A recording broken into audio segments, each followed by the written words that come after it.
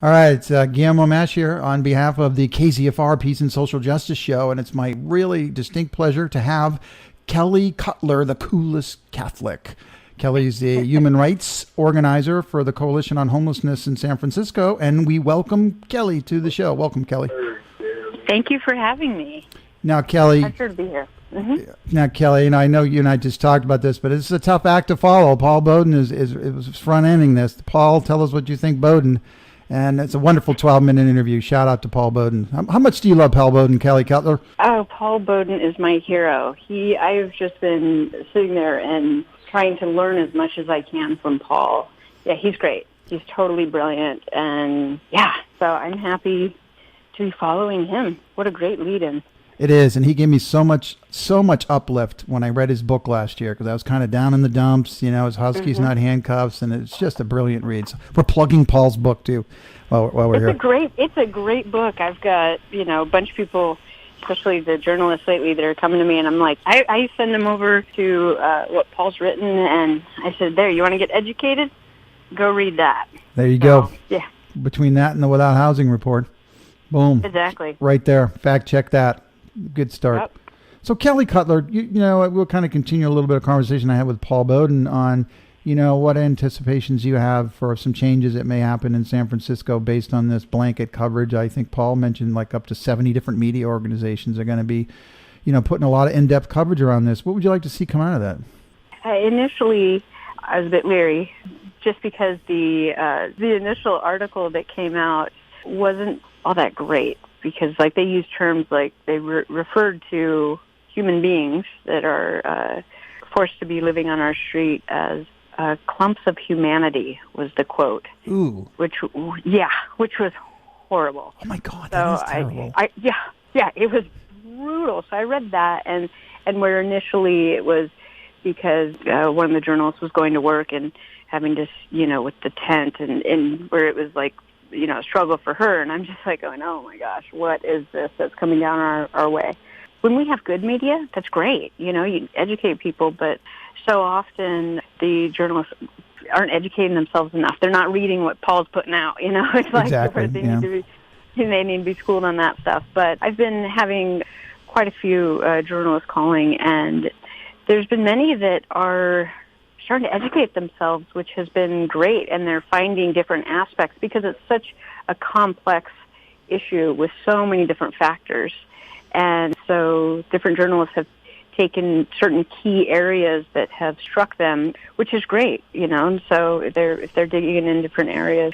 We got a lot of great media coverage this winter when we had the Super Bowl city, and where our city was kind of turned upside down when it came to the homeless encampment sweeps, and increased criminalization of homelessness. But we got some great media attention, and so it's really helped to raise awareness of the general population. So people that I would have never imagined expressing even interest or knowledge in this, they're like, I saw this piece on the news, and is this really going on? Yeah, it is. Actually, probably worse than what you saw in the news is actually going on. So it helped in that way. I'm hoping that there's, enough more positive media from journalists that have been doing their homework would be a huge benefit, because the more people become aware of this crisis that we have, and not just in San Francisco, this is across the nation, then we can start creating real change, because we know how to address this, how to solve this issue, this man-made issue. We just need the will to do it. So I'm staying hopeful that it will shift in that direction.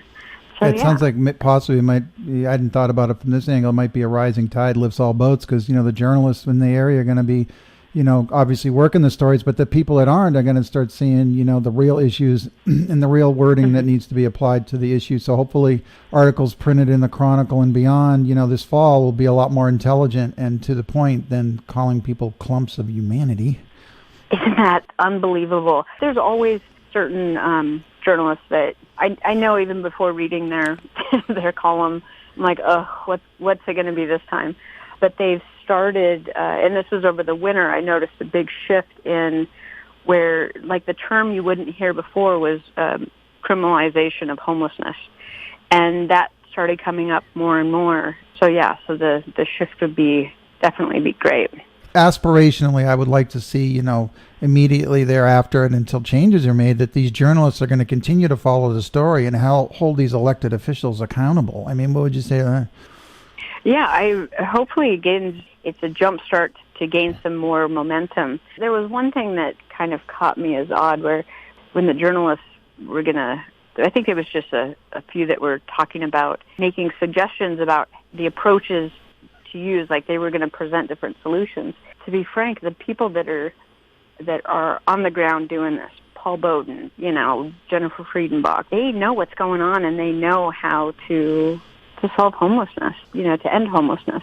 And this is something I was really hoping for, that I'm continue to hope for, is that they learn from the people that have been doing this for years and have such a wealth of information and knowledge and wisdom, and that they use that instead of trying to recreate the wheel. Because often, there's people that pop up every once in a while. It's like, okay, I've got the answer and the cure to end homelessness. And they're like, yeah, I've been really studying it for a couple weeks now. And I'm just like going, oh, boy, this is something for years, and it's ever-changing, and it's a huge, complex issue with so many different factors. So it's really important to listen to those and many of those that have mentoring me, because it's a learning process. And we can never lose sight, Kelley Cutler from Coalition on Homelessness San Francisco. The simplicity of it all, Paul Bowden quote, "Nothing ends homelessness like a home."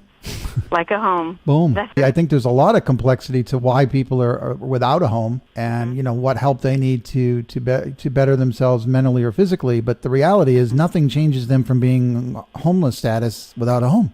Yeah. Want to solve homelessness? Home. That is the answer. That is the answer. And there's something that's a huge thing that comes up, and things that I'm constantly dealing with are social stigma and these false narratives that people just believe. Like the biggest one that is kind of stunning to me, but it's so common, is that homelessness is a choice.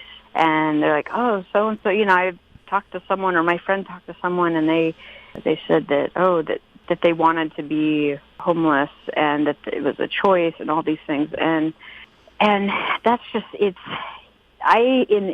my years of working with people experiencing homelessness, I have not met anyone that would turn down a key to adequate housing if it was offered. Some people may say it, and I think some folks have really lost hope in the system because they've just seen, as they've tried to access housing or services, and have just been let down. But if you think about it, think about when it's raining, think about when you get sick, but even just a place to sit down and a door to lock and somewhere that's safe. And so this whole notion of, people are choosing to be homeless is nonsense.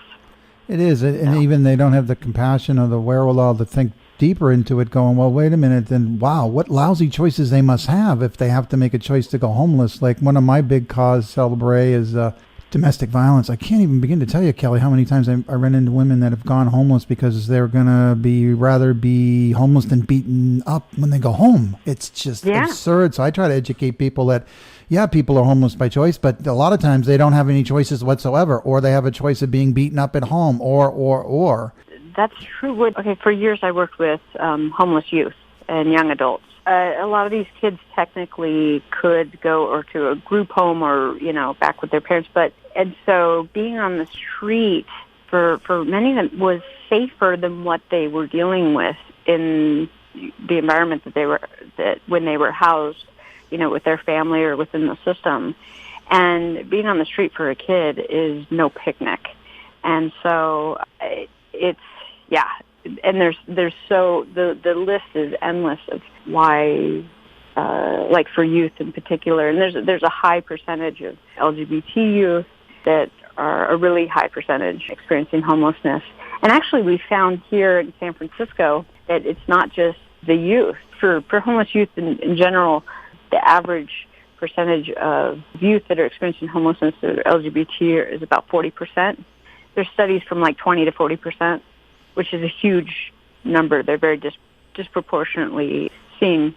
But among the whole, adult population for the homeless count here in San Francisco, 29% of the overall homeless population identifies as LGBTQ, and actually 5% of that, 5% of the folks that were interviewed identify as transgender. So that's one of the subgroups within the larger scope of the homeless community.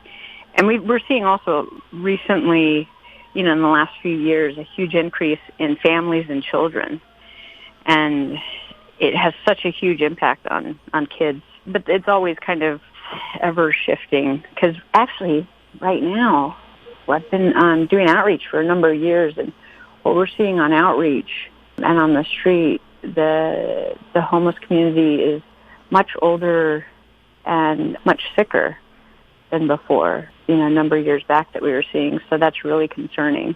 And I don't know, there's a few months ago over the winter, I was on outreach, and this one man who's a senior that we'd gotten to know, and we've been talking, and I've seen him a couple of weeks in a row, and at one point he lifted up his shirt, and he had a colostomy bag, and then he had surgery on his stomach, and it was kind of infected, and he'd been released from the hospital and was on the street, and just didn't have options of places to go. And then I saw him a couple weeks later and asked him if the city's outreach team had connected up with him, and he says, yes, I saw them. They gave me a couple colostomy bags. And I'm just like, ugh, geez, I'm like, seriously? And it's tough. They have really good outreach workers, but they're limited in how much they can help just because they don't have the resources to be able to do it, which is shameful in with a city with such wealth. Any final things you'd like to say to our listeners before I send off and look forward to meeting you in a week or so? Yes. What I would say is when you read something in the media, look for the research. Talk to people that are in the know about this, because there's a lot of stuff out there that is social stigma and trying to demonize people. And also another thing and this comes up a lot, the number one question people ask me is it a good or a bad thing to give someone money, on the street? And they always want an easy answer for that, and I don't give it to you. It's really your choice. If you can, I go for it, but it is definitely your choice. But the most important thing is to see someone's humanity, and even to give a smile and just acknowledge people, because so often folks are really marginalized within our own community, and so that connection that you make with someone can mean a lot to others, but also you'll find that it can have a huge impact on yourself as well. Yeah, it begins to humanize. I always educate people, kind of similar to what you said, but there's always something you can give to someone that's seeking help. There's always something. You can give them love, you can give them a hug, give them a smile, or you can give them money, because I'm telling you, that's another stereotype, that giving homeless people money is a bad idea. I've got plenty of stories where it's like the best thing that's ever happened to some people. So. Yeah, and there's so many things that they can't.